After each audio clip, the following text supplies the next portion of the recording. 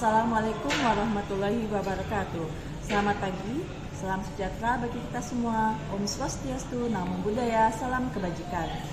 Salam sehat bagi kita semua. Perkenalkan, nama saya Fitri Yurita, pendamping dari Dinas Sosial Kota Jambi. Wilayah dampingan saya yaitu Kelurahan Talangjau dan Kelurahan Handirjaya, Kecamatan Jutung, Kota Jambi, Provinsi Jambi. Pada kesempatan kali ini, saya akan membahas tentang modul pengasuhan dan pendidikan anak. Sesi 2 yaitu memahami perilaku anak. Adapun tujuan dari video ini adalah untuk yang pertama, memberikan pengetahuan dan keterampilan untuk meningkatkan perilaku baik pada anak. Yang kedua, memberikan metode yang tepat dalam mengurangi perilaku buruk pada anak. Ibu-ibu sekalian, semoga video ini bermanfaat dan selamat menyaksikan. Kali ini saya akan menjelaskan tentang modul pengasuhan dan pendidikan anak, khususnya untuk sesi 2 yaitu memahami perilaku anak. Ibu-ibu sekalian, ingatkah kalian pada pelajaran di bulan sebelumnya yaitu tentang menjadi orang tua yang baik. Nah, untuk pertemuan kali ini kita akan masuk ke sesi yang kedua. Di sini ada flip chart yang terdiri atas 5. Kemudian kita akan menggunakan buku pintar seperti ini. Untuk flip chart yang pertama yaitu cara meningkatkan perilaku baik pada anak. Yang pertama yaitu memuji sifat dan perilaku baik anak. Di sini ibu-ibu sekalian, kita diharapkan sebagai orang tua untuk selalu memuji tindakan yang baik dan perilaku baik pada anak. Seperti, wah hebat, wah kamu pintar, kamu baik hari ini, dan sebagainya. Gunakanlah kalimat-kalimat yang positif agar anak lebih bersemangat untuk melakukan perbuatan yang lebih baik. Selanjutnya, memberikan penghargaan terhadap perilaku baik pada anak sesuai dengan kemampuan orang tua. Misalnya, anak berprestasi di sekolah, atau anak berbuat baik di lingkungannya, kita sebagai orang tua diharapkan memberikan penghargaan terhadap anak-anak kita sesuai dengan kemampuan kita. Penghargaan itu tidak harus mahal. Misalnya kita bisa memasakkan apa makanan kesukaan pada anak kita sebagai bentuk penghargaan terhadap perilaku baik yang telah ia lakukan. Selanjutnya, kita harus mengenali dampak-dampak negatif kekerasan yang terjadi pada anak. Yang pertama, dampak secara fisik. Kita sebagai orang tua harus mengetahui apa saja tindakan-tindakan yang dapat menyebabkan dampak fisik atau kekerasan fisik pada anak. Contohnya seperti mencubit, memukul, dan sebagainya yang dapat mengakibatkan dampak fisik pada anak yaitu seperti luka, benjolan, dan sebagainya. Kemudian kita harus juga mengetahui dampak negatif secara non-fisik. Mungkin ini sering terjadi di keluarga ibu-ibu sekalian. Nah, ini harus kita hindari dan harus kita cermati sehingga ini tidak akan terulang kembali. Contoh dampak kekerasan non-fisik itu seperti memarahi anak apabila anak melakukan kesalahan, membentak, kemudian mengurung anak di dalam ruangan. Nah, dampak non-fisik ini mengakibatkan anak-anak juga akan memiliki sifat yang lebih buruk lagi, seperti memiliki sifat yang pemarah. Anak-anak juga dapat menjadi lebih agresif dan tidak terkendali lagi. Kemudian hal ini juga bisa menyebabkan anak tidak percaya diri. Selanjutnya, menyebabkan anak untuk sulit berkonsentrasi pada pelajarannya. Nah, ini sangat tidak baik ya ibu-ibu. Jadi kedepannya kita harus melihat dan memilah-milah mana tindakan yang bisa mengakibatkan dampak fisik dan juga dampak non-fisik. Pada dampak negatif kekerasan pada anak yang terjadi pada anak, anak akan menganggap menyakiti orang lain adalah hal yang wajar. Nah, inilah yang harus kita hindari sehingga anak akan terus berbuat baik dan tidak akan melakukan tindak kejahatan baik untuk dirinya sendiri maupun orang lain di sekitarnya. Selanjutnya yaitu cara mengurangi perilaku buruk anak di bawah usia 2 tahun. Ibu-ibu di sini ada yang memiliki anak di bawah 2 tahun? Bagi ibu-ibu atau keluarga yang memiliki anak di bawah usia 2 tahun, kita harus memahami apa saja yang harus kita lakukan sebagai orang tua agar anak-anak kita memiliki tumbuh kembang yang baik. Yang pertama yaitu membuat lingkungan aman bagi anak. Kita harus melindungi anak-anak kita dan menjaga anak-anak kita untuk usia di bawah 2 tahun dengan lebih ekstra dan lebih baik lagi. Kemudian membatasi anak menonton televisi. Di sini kita harus memberikan jadwal yang sesuai dengan umur mereka. Jangan membiarkan anak-anak kita menonton terlalu lama atau seharian menonton televisi ataupun gadget lainnya.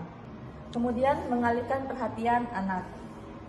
Seringkali anak-anak yang berumur 2 tahun ke bawah memiliki sifat tantrum dan pemarah. Nah, hal ini bisa kita alihkan perhatiannya agar mereka tidak terus-menerus merengek dan meminta hal-hal yang tidak baik. Contohnya, misalnya anak kita ingin makan es setiap hari. Nah, ini juga harus kita batasi agar kita lebih melihat perkembangan mereka, mana yang baik dan mana yang tidak baik. Misal contoh, untuk memberikan es setiap hari, kita harus membuat peraturannya terlebih dahulu. Jangan sampai kita memberikan makanan yang tidak sehat kepada anak kita untuk setiap harinya.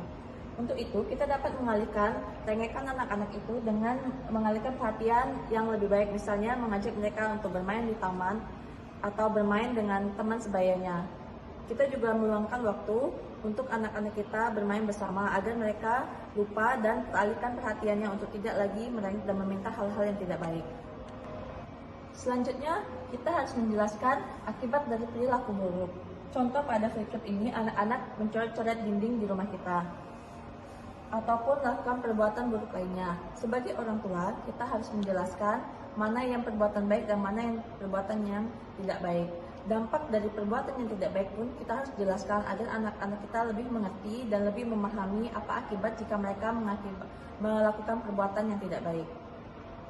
Selanjutnya, cara mengurangi perilaku buruk anak usia 2-8 tahun. Untuk ibu-ibu yang memiliki anak usia 2 tahun sampai 8 tahun, kita harus memahami apa saja yang harus kita perhatikan sebagai orang tua. Yang pertama, menjelaskan akibat dari perilaku buruk anak. Bagi anak-anak kita yang melakukan kesalahan atau melakukan perbuatan yang buruk, kita harus menjelaskan apa saja akibat dari perbuatan buruk yang telah mereka lakukan. Dan kita harus juga memberikan contoh dari perbuatan-perbuatan yang baik agar mereka teralihkan dan tidak melakukan lagi perbuatan-perbuatan yang tidak baik.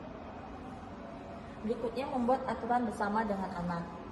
Di sini kita akan mengajak anak-anak kita berdiskusi apa saja peraturan-peraturan yang akan kita lakukan jika anak-anak melakukan kesalahan. Jadi di sini kita membuat peraturan apa saja hukuman atau aturan yang anak-anak lakukan jika mereka melakukan kesalahan. Contohnya, apabila mereka menonton terlalu lama, mungkin bisa diberikan peringatan yang lebih baik lagi agar anak-anak tidak mengulangi perilaku buruk tersebut. Selanjutnya, memberikan waktu untuk menenangkan diri dan berpikir.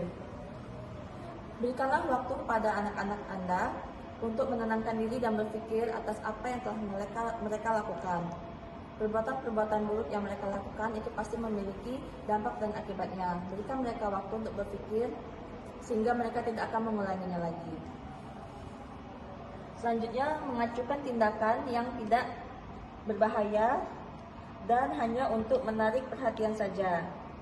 Sebagai orang tua, kita harus memperlihatkan dan memberikan contoh perilaku-perilaku yang baik agar anak-anak kita juga melakukan perbuatan yang baik juga. Kemudian selanjutnya yaitu cara mengurangi perilaku buruk anak memasuki usia remaja. Hal ini mungkin sering sekali terjadi pada orang tua yang memiliki anak remaja. Banyak orang tua yang bertanya bagaimana cara menghadapi anak-anak remaja. Salah satunya yaitu dengan menjelaskan dari perilaku buruk anak. Sebagai orang tua, kita harus bisa menjadi teman yang baik untuk anak-anak kita pada usia remaja. Kita jelaskan apa saja dampak dari perilaku buruk yang telah mereka lakukan dan memberikan gambaran perbuatan yang baik sehingga mereka tidak melakukan lagi perbuatan-perbuatan yang buruk. Kemudian meminta pendapat anak untuk menentukan seperti apa peraturan yang seharusnya disepakati bersama. Ajaklah anak-anak Anda untuk membuat peraturan bersama, seperti tidak pulang malam, tidak terlalu lama bermain di luar, dan konsisten untuk belajar tepat waktu sesuai dengan di rumah. Kemudian apa saja hukumannya jika mereka pulang terlambat dan melakukan serta melanggar peraturan itu sendiri. Kemudian memberikan kebebasan yang disertai dengan tanggung jawab. anak-anak yang memasuki usia remaja itu seringkali meminta kebebasan kepada orang tuanya. Hal ini harus dipantau dengan lebih ekstra dengan kedua orang tuanya. Berikanlah perhatian Anda lebih ekstra untuk anak-anak yang memasuki usia remaja. Demikian modul ini tentang peningkatan perilaku baik anak. Diharapkan untuk ibu-ibu sekalian untuk dapat menerapkan dan memberikan contoh untuk di rumah. Lebih perhatian kepada anak-anak dan memberikan waktu ekstra kepada anak-anak. Jangan biarkan mereka melakukan perbuatan yang lebih buruk lagi. Demikian pertemuan kita pada kali ini. Sampai jumpa, semoga bermanfaat. Saya akhiri, wabillahi taufiq wal hidayah. Assalamualaikum warahmatullahi wabarakatuh.